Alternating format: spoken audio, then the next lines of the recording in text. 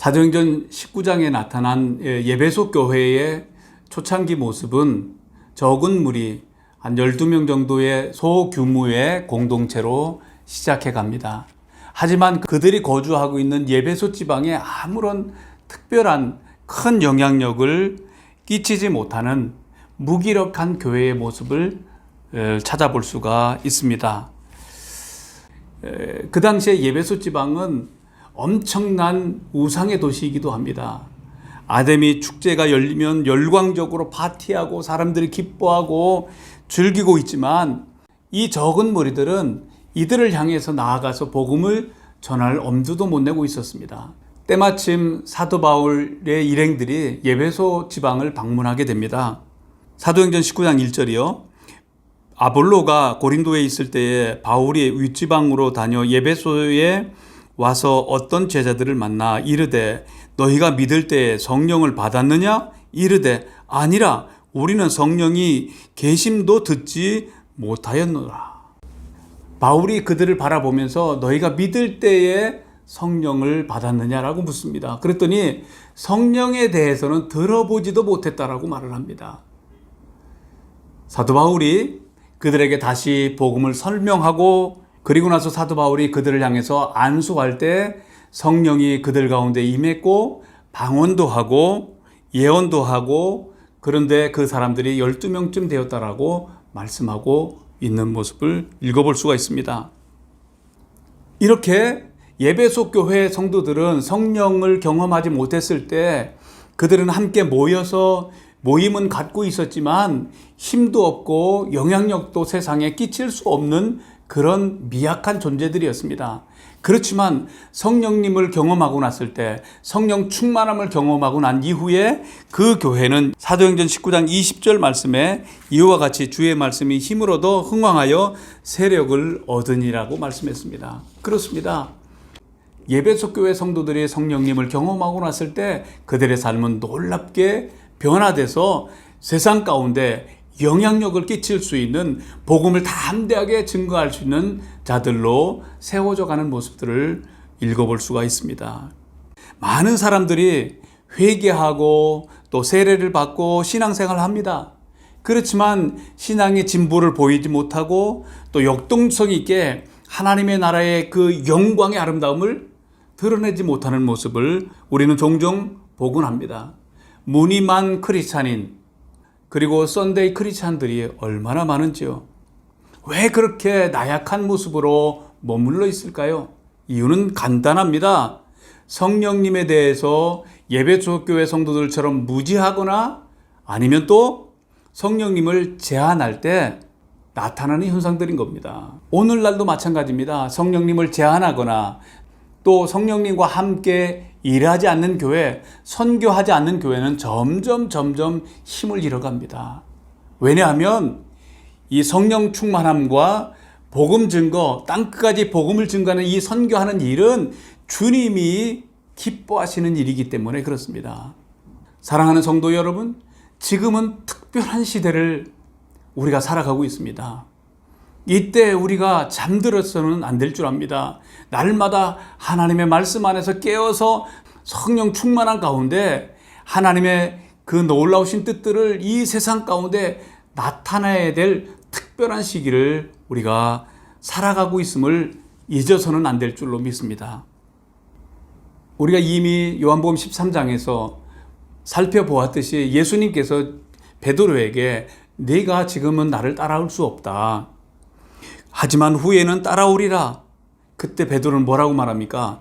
나는 주님을 위해서 내 목숨을 버리겠습니다 라고 말합니다. 그런데 예수님께서는 내가 다 굴기 전에 3번 나를 부인한다라고 말씀했습니다. 실제로 베드로는 그 조그마한 소녀 앞에서도 예수님을 부인했었습니다. 이렇게 나약하고 두려움에 떠는 베드로였었습니다. 그런데 사도행전 4장이나 5장에 보면 마치 우리 아이가 달라졌어요 라고 하는 프로그램처럼 베드로가 달라졌습니다. 이제는 나약하고 무기력하고 또 자기 의지를 해보려고 했지만 두려움에 떠는 그런 사람이었지만 이곳에서는 얼마나 담대하게 예수 그리스도를 증거하고 있는지 복음을 증거하고 있는지 사도행전 4장에 보면 공회 앞에서 베드로는 성령에 충만하여 백성들과 관리들과 장로들 앞에서 담대하게 예수 그리스도의 복음을 증거합니다. 다른 이로서는 구원을 받을 수 없다. 천하 사람 가운데 구원을 얻을 만한 다른 이름을 주신 적이 없다. 우리는 보고 들은 것을 말하지 않을 수 없다. 더 나아가서 채찍을 가하면서 복음을 증거하지 말라고 했을 때 사도들은 그 이름을 위하여 능력받는 일에 합당한 자로 여기심을 기뻐하면서 공회 앞을 떠나니라고 말씀했습니다. 두려워하지 않는 이 강한 마음, 실제로 베드로는 그 예수님을 위해서, 그 이름을 위해서 로마에서 복음을 증거하다가 십자가에서 거꾸로 순교를 당했다라고 말합니다. 그렇게 나약했던 그 베드로가 어떻게 달라질 수 있었습니까? 그 키는 오순절 성령을 경험했기 때문에 그런 겁니다. 우리는 지금 예수님께서 마지막 날 밤에 행하시고 말씀하신 요한복음 13장에서 17장까지의 말씀을 함께 나누고 있습니다. 잘 따라오고 계시죠? 그런데 여러분들 그거 아세요? 이 마지막 날 밤에 말씀하신 그 소중한 말씀 가운데서 가장 많은 말씀을 하신 것이 무슨 말씀인지요? 그것은 사랑에 관해서 제일 많은 말씀을 나누어 주셨습니다. 그리고 이 사랑을 가능케 하는 보혜사 성령님에 대한 말씀이 제일 많습니다.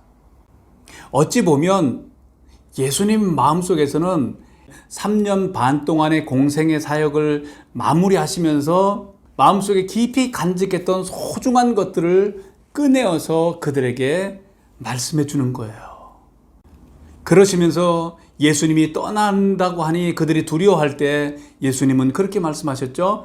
사실은 실상을 말하는데 내가 떠나가는 것이 유익하다라고 말씀하시죠. 요한복음 16장 7절이요.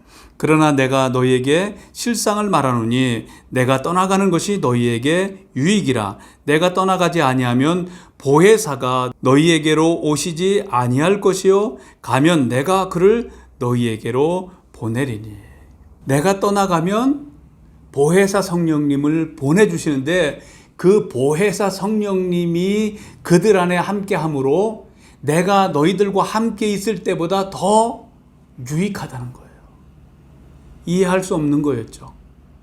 그런데 오늘 본문 말씀에도 보면 16절, 17절 말씀에 내가 아버지께 구하겠으니 그가 또 다른 보혜사를 너희에게 주사 영원토록 너희와 함께 있게 하리니 그는 진리의 영이라. 세상은 능히 그를 받지 못하나니 이는 그를 보지도 못하고 알지도 못함이라. 그러나 너희는 그를 아나니 그는 너희와 함께 거하시며 또 너희 속에 계시겠습니다.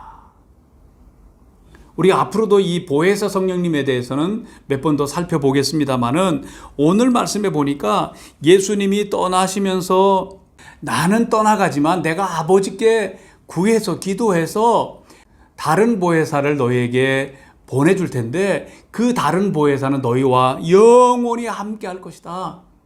이곳에서 보면 예수님께서 아버지께 기도해서 요청해서 오시는 다른 보혜사라고 말씀하십니다. 그래서 아버지께서 하나님께서 예수님의 이름으로 보내실 보혜사라고 말씀하세요. 성령님은 아버지께서 예수님의 이름으로 보내시는 거예요. 성령님은 그래서 예수님과 같은 하나님이신 거예요. 그리고 그 보혜사는 우리와 영원히 함께 살기 때문에 우리는 이 성령님에 대해서 잘 알아야 돼요. 우리가 예수님을 믿을 때, 영접할 때 성령님이 우리 안에 거해 주시는 거예요. 성령님이 우리 안에 거하신다는 말이나 예수님이 우리 안에 거하신다는 말이나 성경에서는 같이 사용하고 있어요. 신약 성경을 읽어보세요. 서신서를 읽어보세요. 저와 여러분들 믿는 우리 안에 성령님이, 그 하나님이 내주하신다는 거예요. 그래서 그 영을 우리는 하나님의 임재를 운반하는 사람들인 거예요. 어디를 가든지 하나님의 영광의 임재를 나타낼 수밖에 없는 그런 영광스러운 존재들이라는 거예요. 그런데 그분의 이름은 없어요. 성령, 거룩한 영. 그것은 그분의 인격과 성품을 나타내 주는 겁니다. 자신의 이름은 없지만 예수님의 이름으로 언제나 응답하시는 성령 하나님이신 거예요. 그렇기 때문에 우리는 귀신을 쫓아낼 때도 성령의 이름으로 이렇게 하지 않는 겁니다. 예수의 이름으로 떠나가라 하면 성령님이 바로 행동에 착수하시는 거예요. 자, 16절 말씀을 다시 보세요. 내가 아버지께 구하겠으니 그가 또 다른 보혜사를 너희에게 주사 영원토록 너희와 함께 있게 하리니. 자, 이곳에서 보혜사 성령님을 가르쳐 말씀하시면서 또 다른 보혜사를 너에게 주신다라고 말씀했습니다. 여기서 다른이라고 하는 단어에 주목을 해야 되는 거예요. 다른 보혜사라고 말씀하셨을 때 이 다른이라고 하는 단어는 신약 성경은 다 헬라어로 기록되어 있지 않습니까? 그런데 이 다른이라고 하는 단어는 두 단어가 있어요. 헤테로스라고 하는 단어가 있고 알로스라고 하는 단어가 있어요. 그런데 이곳에서는 알로스 파라클레토스 이렇게 기록된 거예요. 이 말은 무슨 말이냐면 헤테로스라고 하는 말은 무슨 말이냐면 다른 종류인데 또 다른, 이것은 종이이고 이것은 옷감이에요. 이것과 이거는 달라요. 이럴 때는 헤테로스라고 하는 단어를 사용하는 거예요. 알로스라고 하는 단어는 같은 종류인데 다른 것을 지칭할 때 말씀하시는 거예요. 알로스 파라클레토스라고 하는 말은 같은 하나님으로서 다른 그런 뜻을 가지고 있는 겁니다. 아버지께서 보내시는 성령님은 예수님처럼 사랑하시고 예수님처럼 돌보시고 예수님처럼 말씀하시는데 다르다는 거예요. 그분은 예수 그리스도의 영으로 오셨지만 다르다는 거예요. 예수님은 육체의 한계와 공간의 한계를 가지시고 이 땅에 인간의 모습으로 오셨어요. 그렇기 때문에 시간과 공간의 제약을 받으세요. 그렇지만 성령님은 24시간 시공간을 초월하면서 24시간 우리와 함께 우리 안에 내주하시는 하나님으로 오신다는 거예요. 그런 의미에서 같은데 다름을 말하는 거예요. 신천지라고 하는 이단 종파는 이걸 잘못 해석해가지고 자기 교주가 이 보혜사 성령님이라고 얘기하는 거예요. 이건 큰일 날 일이죠. 그렇기 때문에 24시간 그 성령님이 우리 안에 내주해 주시고 살아주시고 상담해 주시고 인도해 주시고 도와주시고 그리고 위로해 주시고 그리고 피할 길을 내주시는 그 성령님이 우리 안에 내주하신다고 하는 이 사실을 우리가 깨달을 때, 성령의 전이라고 하는 사실을 깨달았을 때 우리 마음이 얼마나 부유하냐고요. 오늘 갇힌 환경에서도 그렇기 때문에 우리는 주님을 찬양할 수가 있는 겁니다. 우리 안에 흥분이 있습니다. 우리 안에 기쁨이 있습니다. 우리 안에 영광이 있습니다. 그리고 이 영광을 나타내고 싶어하는 강한 열망이 성령님과 함께 살기 때문에 그런 겁니다.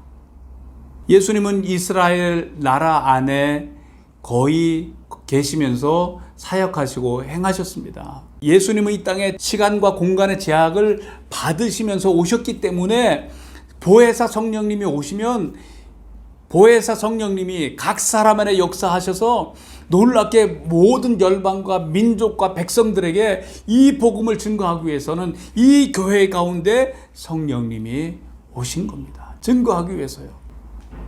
오늘 말씀을 보십시오. 그 보혜사를 너에게 주사 영원토록 너희와 함께 하겠다.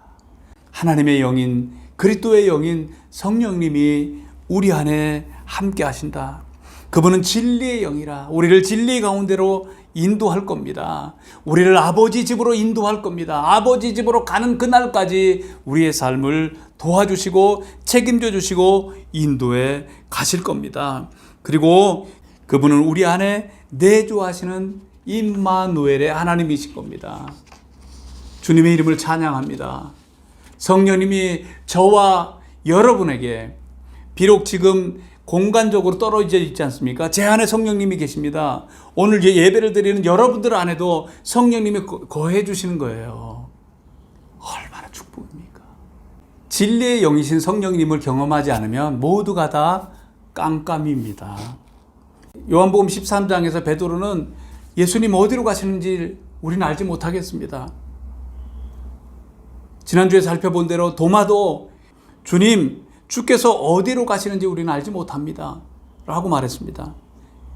그런데 또 한 사람의 제자가 나타나는데 빌립입니다. 오늘은 빌립이 나타나서 예수님에게 비슷한 질문을 합니다. 8절이요. 빌립이 이르되 주여 아버지를 우리에게 보여주옵소서. 그리하면 족하겠나이다.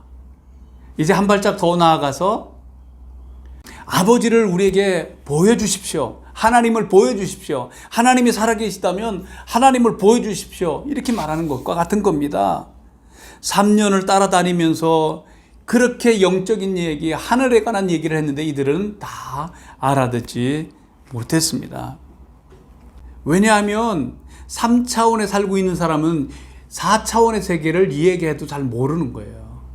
육에 속한 사람은 영의 얘기를 해도 잘 알아듣지 못하는 겁니다. 땅에 사는 사람은 하늘의 이야기를 알 수가 없는 겁니다. 이런 것들은 성령으로 하지 않고는 알 수가 없어요.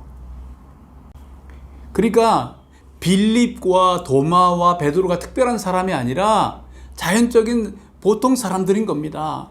성령님을 경험하지 않으면 우리도 동일하게 그렇게 말하는 겁니다. 빌립이 하나님을 보여달라고 말했을 때 예수님은 9절에서 예수께서 이르시되 빌립아 내가 이렇게 오래 너희와 함께 있으되 내가 나를 알지 못하느냐? 나를 본 자는 아버지를 보았거늘 어찌하여 아버지를 보이라 하느냐? 11절 말씀이요. 내가 아버지 안에 거하고 아버지께서 내 안에 계심을 믿으라. 그렇지 못하겠거든 행하는 그 일로 말미암아 나를 믿으라. 나를 본 자는 아버지를 본 것이 하나님을 본 것인데 어떻게 아버지를 보이라고 하느냐. 내가 아버지 안에 거하고 아버지께서 내 안에 계심을 좀 너희들이 알았으면 좋겠다, 믿었으면 좋겠다라고 말씀하시는 거예요.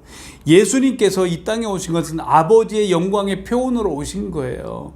그래서 예수님이 하시는 그 모든 것은 우리가 하나님을 직접 볼 수가 없어요. 예수님의 얼굴에 있는 그 하나님의 영광을 볼 수 있어야 되는 거죠.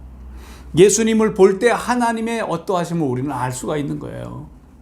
왜냐하면 그 두 분은 예수님 안에 아버지가 계시고 아버지 안에 예수님이 계시기 때문에 그런 거예요. 이 영광스러운 신비적 연합 가운데 거하시는 그 하나님.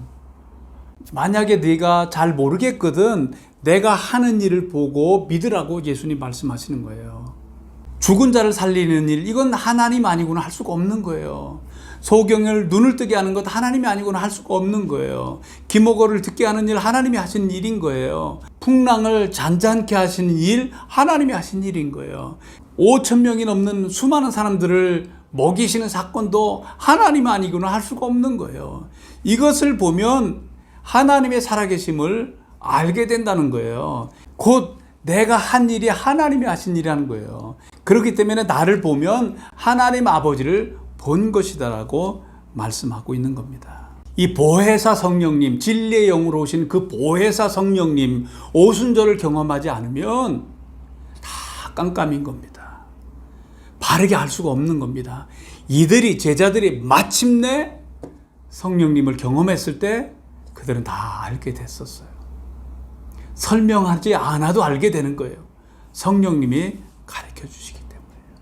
이 보혜사 성령님을 경험할 때 나타난 축복들을 계속해서 말씀하고 있는데요.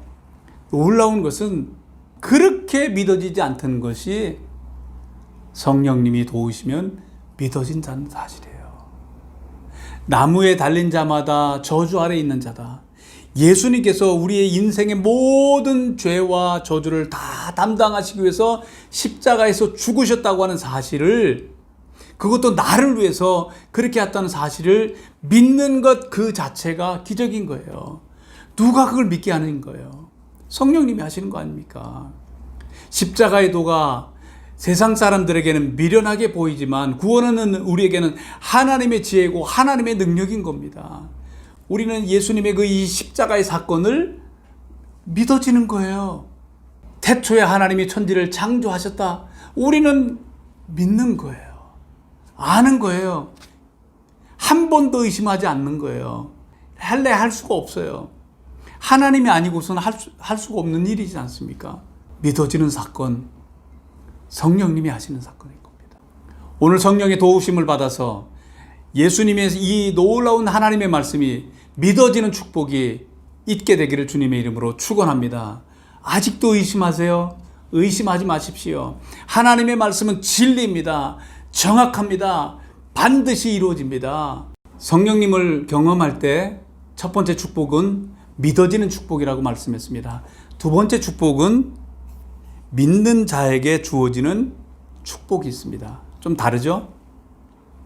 12절 말씀이요. 내가 진실로 진실로 너에게 이르노니 나를 믿는 자는 내가 하는 일을 그도 할 것이요 또한 그보다 큰 일도 하리니 이는 내가 아버지께로 감이라.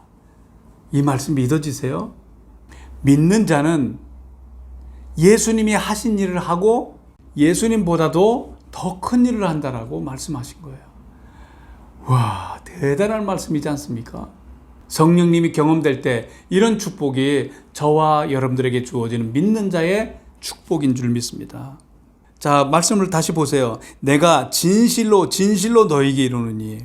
내가 진실로 진실로 두 번을 말씀할 때는 예수님께서 당신의 인격을 걸고서 사실임을 강조할 때 말씀하시는 겁니다. 내가 진실로 진실로 너에게 이르노니 믿는 자는 내가 하는 일도 할 것이요 라고 말씀했는데, 그것은 예수님께서 하신 일을 믿는 자들이 이어받는다는 뜻인 거예요. 왜냐하면 내가 아버지께로 간다라고 말씀하신 거예요. 예수님께서 행하셨던 일이 뭡니까? 마태복음 4장에 보면 예수님은 회당에서 가르치시고 하나님의 나라를 선포하시고 그리고 병든 자들을 치유하셨습니다. 치유해주고 회복시키는 이 놀라운 일들을 우리 교회가 받아서 이어받아서 예수님이 하셨던 그 일을 우리가 해야 한다는 거예요. 예수님이 하셨던 일을 바톤 터치를 해서 성령님과 더불어서 우리가 해야 된다는 거예요. 또 우리가 할 수 있다는 겁니다. 이 말은 예수님께서 행하신 구속사역 같은 그런 일들을 우리가 흉내낼 수 있다는 게 아니에요. 그거는 메시아이신 예수님만이 할 수 있는 일인 거예요. 우리는 그분이 하신 그 일을 동일하게 떠나가신 이후에 우리 교회가 받아서 복음 사역을 감당해야 된다는 거예요. 그리고 더 나아가서 또한 그보다 큰 일도 하려니 이는 내가 아버지께로 간다. 예수님이 행하셨던 그 일보다 더 큰 일을 한다. 제가 이 말을 어렸을 때 알았을 때는 이거 도저히 아닙니다. 어떻게 내가 예수님보다 더 큰 일을 합니까? 그 말하면 교만한 겁니다 라고 말했는데, 아니요, 예수님은 진실로 진실로 너에게 말하노니 내가 하는 일뿐만 아니라 나보다 더 큰 일을 한다라고 예수님 분명하게 말씀하신 겁니다. 이 말은 우리가 예수님보다도 위대하고 또 높다, 더 많은 큰 것을 할 수 있다, 그런 뜻을 가르쳐 말씀하는 것이 아닌 겁니다. 이 말은 예수님께서는 이 땅에 계실 때 시간적, 공간적인 한계를 가지시고 인간이 가지신 한계를 가지고 계셨습니다. 그래서 예수님은 예루살렘 밖에서는 복음을 증거하지 않으셨습니다. 그런데 예수님 떠나고 난 이후에는 이 바톤을, 성령을 경험한 교회와 우리가 함께 더불어서 온 세계, 온 열방까지 나아가서 시간과 공간을 초월해서 열방까지 나아가서 위대한 하나님의 일을 선포하게 될 것을 말씀하는 겁니다. 그러니 저와 여러분들이 오늘 이 열방 이집트 땅 가운데 와서 복음을 증거하고 하나님의 사랑을 나타낼 수 있다고 하는 것은 영광 중에 영광이고 특권 중에 특권인 겁니다. 우리만이 할 수 있는 위대한 하나님의 나라의 일인 겁니다. 물론 하나님은 이 아랍 땅, 이집트 땅이 구원받을 길을 원하시는 것이 하나님의 뜻입니다. 계획입니다. 그런데 예수님은 여기에 오셔서 증거하지 않으셨어요. 그것을 교회인 우리에게 맡기셔서 그 일들을 이 열방 땅끝에서 감당하게 하시는 겁니다. 그런 의미에서 더 큰 일을 할 수가 있는 거예요. 제가 수년 전에 자카리아 부트로스라고 하는 이집션 목사님의 영상을 보고 정말 놀랐습니다. 이 목사님이 성령님을 경험하고 나서 복음을 증거하기 시작하는데 수많은 이집션들이 주님께 돌아오기 시작했습니다. 생명의 위협을 받아서 그는 영국으로, 미국으로 피신해서 그 지하에서 위성을 통해서 복음을 날마다 증거하고 있는데, 지금도 증거하고 있습니다. 하루에 5천만 명 이상의 많은 이 무슬림들이 그분의 말씀을 듣고 있어요. 그러면서 수많은 사람들이 복음을 듣고 그들이 주님께로 돌아오고 있습니다. 그분의 메시지는 오직 예수밖에 없습니다. 그래서 알카에다로부터 이슬람 공공의 적 1호로 지목돼서 그를 신고하고 잡는 자에게 미국이 빈 라덴을 잡을 때 현상금이 250억이었습니다. 그런데 더블이 넘습니다. 600억. 그럼에도 불구하고 하나님이 보호해 주셔서 지금도 지하에서 그렇게 방송으로 수많은 무슬림 영웅들을 주님께로 인도하고 있습니다. 그 영상이 준비되는데요. 잠깐 보고 말씀을 이어가겠습니다. Rosenberg calls this the air war. When it comes to the air war, the leading revivalist revolutionary is an Egyptian Coptic priest by the name of Father Zechariah Botros. It is time for the church to stand up with courage and conviction and say, in the power of the Holy Spirit, Islam is not the answer. Jihad is not the way. Jesus is the way. Jesus is the truth. Jesus is the life. And no man or woman can come to the Father except through faith in Jesus Christ. Now being watched by 50 million Muslims a day throughout the Middle East. Now is the time to take the gospel of Jesus Christ to every man, woman, and child on the planet, to every Jew and every Gentile, and proclaim him as the hope of mankind, the only hope for the troubled world. I have been doing this for most of my life, sharing the good news for salvation through Jesus Christ with the people of the Middle East. For this, I was exiled from my home country of Egypt. For this, I have been named Islam's public enemy number 1.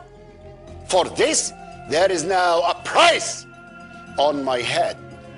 But I love Jesus more than my life.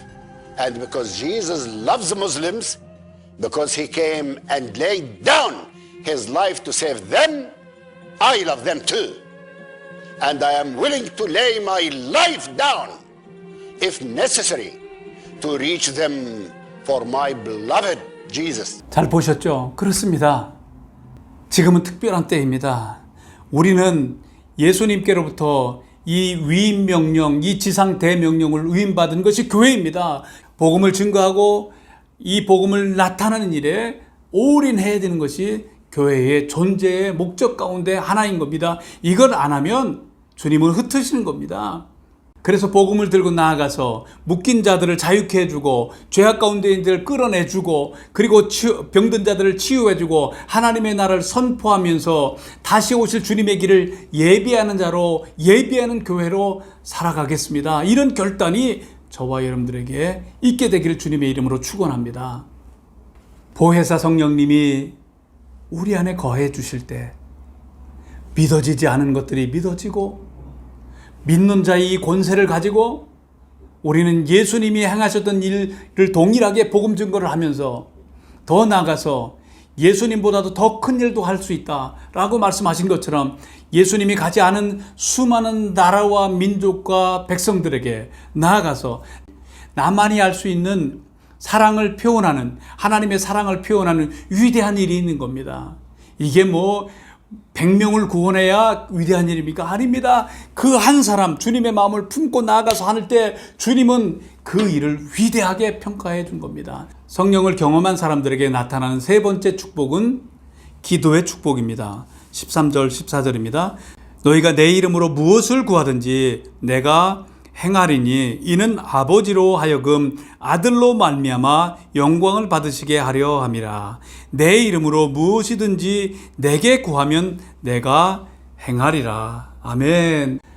이 기도의 축복, 이것은 약속이고 우리의 특권인 겁니다. 하나님의 보좌 앞에 나가서 기도할 수 있는 것, 하나님의 자녀에 주시는 가장 큰 축복 가운데 하나인 겁니다.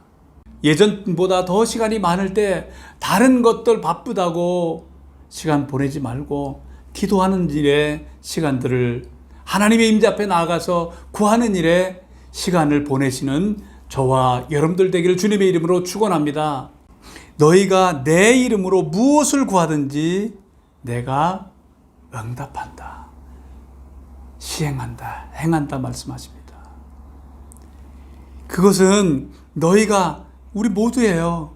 우리가 어떤 것인지 그분 안에 거해서 구하면 주님은 반드시 응답해 주신다라고 말씀하고 있는 겁니다. 하나부터 열까지, 일용할 양식부터 만약에 차를 구하는 것까지, 작은부터 큰 것까지 무엇이든지 주님 안에서 구하라는 거예요. 그러면 주님이 응답하신다는 겁니다. 이 응답의 축복이 성령님 안에서 살아가는 우리에게 주어지는 약속의 축복인 겁니다. 왜냐하면 이는 아버지로 하여금 아들로 말미암아 영광을 받으시게 하려 함이라. 그 말은 무슨 말이에요? 우리가 하나님 앞에 나아가서 기도할 때마다 기도가 응답되면 그것이 예수님의 이름으로 기도하기 때문에 예수님이 영광 받는 것을 아버지는 기뻐하신다는 거예요. 내 이름으로 무엇이든지 내게 구하면 내가 행하리라. 할렐루야. 내 이름으로 기도하는 거예요. 우린 예수님의 이름으로 기도하는 거예요. 예수님의 이름으로 기도한다는 말은 예수님의 위치에서 기도한다는 거예요. 예수님의 자리에서 기도한다는 거예요.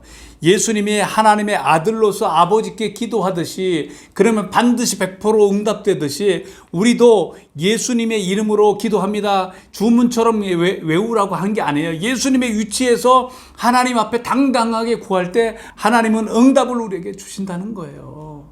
이런 축복이 저와 여러분들에게 있는 겁니다. 할렐루야. 그리고 네 번째로는 순종하는 축복이 있습니다. 그거는 성령을 경험하는 사람들은 주님께 순종합니다. 15절이요. 너희가 나를 사랑하면 나의 계명을 지키리라. 그렇습니다. 주님을 사랑할 때 주님의 말씀에, 계명에 순종하는 것은 쉽습니다. 사랑할 때는 쉽습니다. 그건 짐이 아니에요. 이렇게 주님의 말씀에 날마다 계명에 순종해서 살아가는, 사랑함으로 순종하는 그런 축복이 있게 되기를 바랍니다. 마지막 18절 말씀에 보면 내가 너희를 고아와 같이 버려두지 아니하고 너희에게로 오리라. 그렇습니다. 우리는 고아가 아니에요. 우리는 아버지가 있는 삶이에요. 예수님은 이곳에서 지속적으로 하나님을 부르실 때 아버지라고 지칭하시는 거예요. 그런데 우리가 예수님을 믿음으로 하나님의 자녀가 되었을 때 하나님은 우리의 아버지가 되어주신 겁니다. 그래서 우리가 하나님 아버지라고 기도할 때 우리 마음이 얼마나 좋습니까? 하나님도 기뻐하십니다. 하나님 이것 도와주세요. 이거보다는 하나님 아버지라고 부를 때 아버지. 나는 우리 자녀들이 아빠인 나를 향해서 아빠라고 불러줄 때 마음이 늘 감동이 있습니다.